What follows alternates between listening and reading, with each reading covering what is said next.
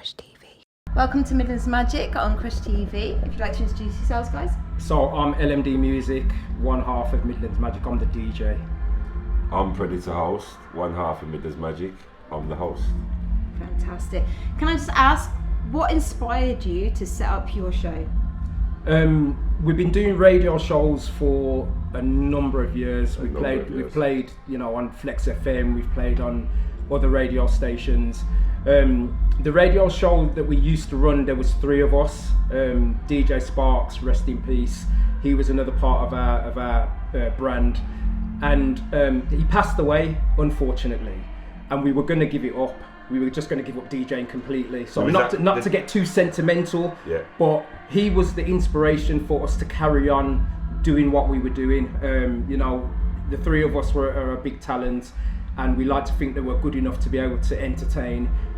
Rather than giving it up, we said, let's carry on and see where it will take us. And here we are, I think, 12 years later, and we're still doing what we're doing. So a lot of our shows, every time we play, they're always dedicated to Sparks. And every time we play, we always make reference to him. So that, I would say, is our biggest inspiration for wanting to carry on. Yeah, our shows.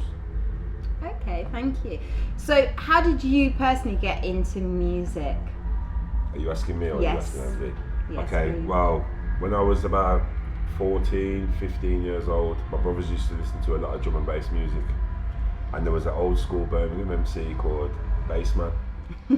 And what used to stand out to me about MC Bassman was his distinctive voice and his distinctive sound compared to everybody else. So I thought, I can do that. So what I used to do is I used to listen to him, and then I used to try and do it myself. And I used to actually record drum and bass music on a tape deck. I used to put one tape with instrumentals on in one side of the deck, and I used to press record and play on the other side, and I used to record the music, and I've got a mic in the stereo. Do you remember the old stereos you put a mic in? And I used to not emulate Bassman, but I used to try and work out my own style. And I was like 14, 15 years old, and I used to do it in front of my younger siblings and so on, and my cousins, etc. And then no one ever thought I'd ever do anything with it. And then I started doing it when I was 15, 16. I started doing under 18 events when I was 15, 16, and then I've never stopped since. How did you feel about that started. first event at 15, 16, going out there? It was a DJ called Mikael Diaz who got me. Me and him used to make drum and bass tapes back when I was really young, 15. So my first booking, ever paid booking, I got paid £40. I played at an under 18s event in Halesowen, and he was the person that took me there. And that was the first experience I ever had. Wow. And I never ever stopped from that day. Brilliant. So that's how I started to MC. And Bassman inspired me to learn how to MC. Big up Bassman. Big up Bassman. Legend. Definitely. And what about yourself? I came into DJing quite late. I've always been from a musical background. My dad was always playing his reggae tunes on a Saturday afternoon. So I've always come from a musical background, but DJing was never something that I thought I'd ever get into. I used to listen to a lot of Sidewinder tapes and CD packs, and thought I'd love to be able to play on the same kind of events as Martin Lana and Creed and CKP, all these big garage names. I always wanted to be part of that, but never thought it would ever happen. My brothers, bless them, they started DJing, and they gave me a set of their decks when they'd finished, and thought, I can't even be bothered with it. Set of Geminis, which are not the best turntables in the world. No, they're not. But they gave me them, and I thought, let me see what happens. And then at a time where I thought I was ready to DJ, I got my first booking, not paid £40 at all. I think I just about got a Coke out of it, to be honest with you. So I did the booking anyway, to about 2 people. I was one of them. And I realised that if I'm going to do this thing, I need to put a hell of a lot more work in than just playing tune and trying to mix 2 tunes back to back every minute. So, I bought tunes, spent a hell of a lot of money on vinyl, which I've still got. I love my vinyl. And just kept practicing until I got my own radio show on my own. And then it just went from there, to be honest with you. And it's just been an evolution that I have never really thought of. But now that I'm here, I've realised that, I'm actually better than I thought I was ever going to be. And now I'm playing on platforms with the likes of those people that I mentioned earlier, these CKPs, who have all become really good friends of ours. So it was an evolution that I never thought would take place, but I'm glad that I'm here because I fully enjoy it. You know, I take the rough with the smooth.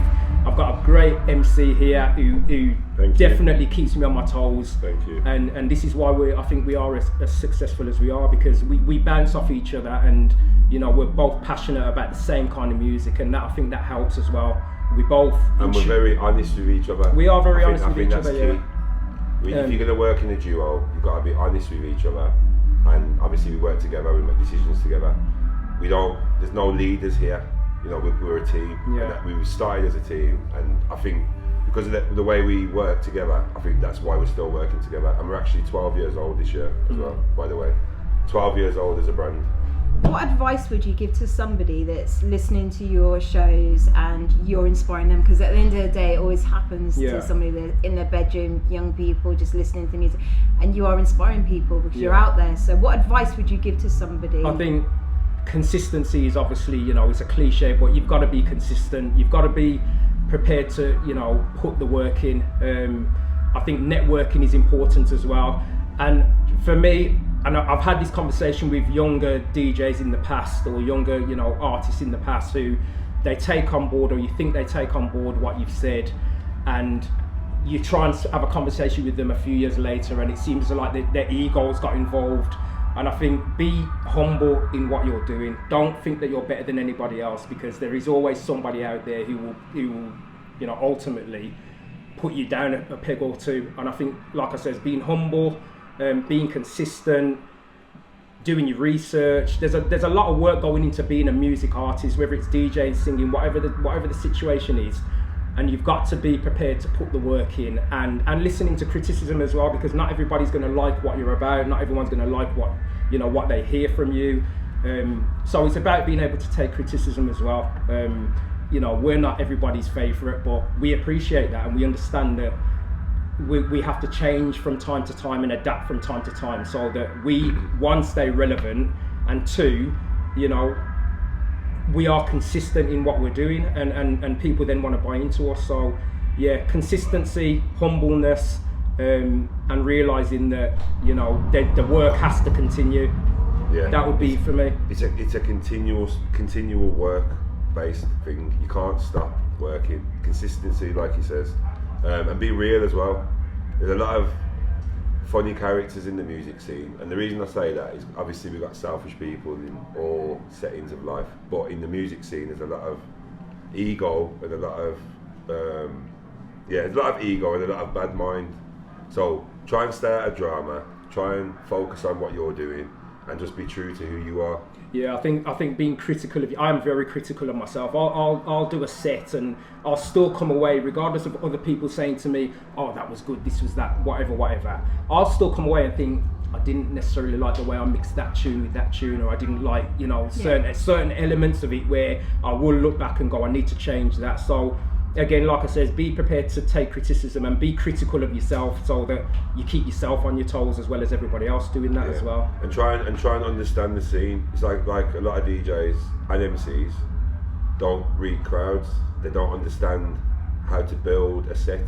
They just play what they think everybody should play. This is another thing. So what we try and do as a DJ and MC, we work together and build music together, as in the sets that we play, he'll say, we'll play this, or we'll play this genre. Then we'll go through tracks that'll work in a set, this will work in a set. Sometimes we improvise. Do you look at your areas then? If you're playing a set, a specific set, do you play to that crowd? Because not every area. Yeah, we read the crowd. Yes, sometimes we will, Before we play, we like to come to the venue before we play. So we like to be there at least an hour, 2 hours before we're going to go on. So we can hear what, especially if you're in a Pacific genre event. So if everyone's playing the same genre, we don't want to play anything that you're playing. So we want to be there at least 2 sets before we play. So we can try. You ain't playing what we're going to play, because we already know what you've played. Yeah. A lot of DJs don't do that. They turn up 5 seconds before they go on. Don't know what anyone's played. Probably play 20 tunes that the last DJ played. Yeah. So for us, if you're a DJ and you're getting booked, try and be on time. Try and be there before for the last set before yours. So at least you're not playing the same music. And again, confidence. I think confidence plays a big part in it as well, whether you're a DJ or MC. Okay, I've got my final question for you guys. My final question is where do you see the music scene going like in the next 5 years? Good question. I think as long as people are open to change, and that's not just artists but ravers as well, I think as long as people are open to change, it can only get better. Yeah. And I think that is probably the one thing sort of holding certain music back, is that a lot of people are quite happy to listen to the same sounds over and over again. But I was having a conversation with a producer DJ earlier on about, you know, new music is good music. You know, when you're educating people in a genre of music, that can only be for the better. And it can only be new. We can't change anything unless it's new. Yeah. But new's good. I think from a Midlands perspective, at the moment, I can see it getting better and better. It's nice to see so many artists coming through, and it's nice to see so many artists who are making waves in the scene that, you know, are like I said, bringing good music to the masses. Being from the Midlands, we want the Midlands to be successful.